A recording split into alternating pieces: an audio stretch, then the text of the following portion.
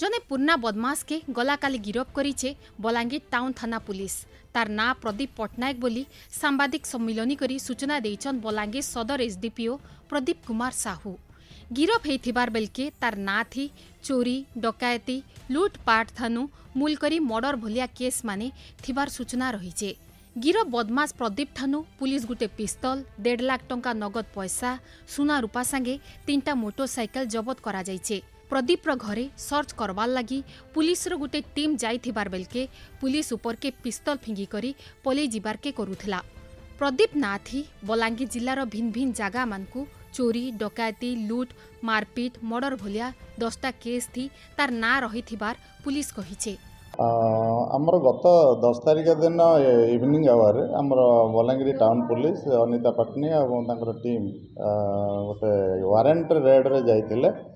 सेटा आमर जाइतिले रामेश्वर नगर प्रदीप पट्टनायक बोली जन ना गोटे जीआर केस वारंट थिला।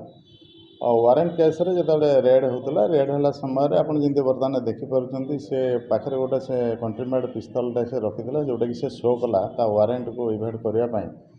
तो सेतबे पुलिस ताको इंटराक्ट कला बेले से गन टाको पुलिस ऊपर फोपाड़ी देइथिला। आउ ता घरे से समय मद बास्ना आसीला मद मिलता। प्राथमिक तदंत जना पड़ी कि से गुड़ाक से मनी लंडरिंग रे इनवल्व अच्छी और मद केस रे इनवल्व अच्छी आउ जो भेरिफिकेसन है तार ना 10टा केस रे से इनवल्व अच्छी इवन भी गोटे मर्डर केस पुराना मर्डर केस से इनवल्व अच्छी आउ बर्तमान ताको आमे परे सब्सिक्वेंट रेड करिकरी ताको अरेस्ट करा जायछि।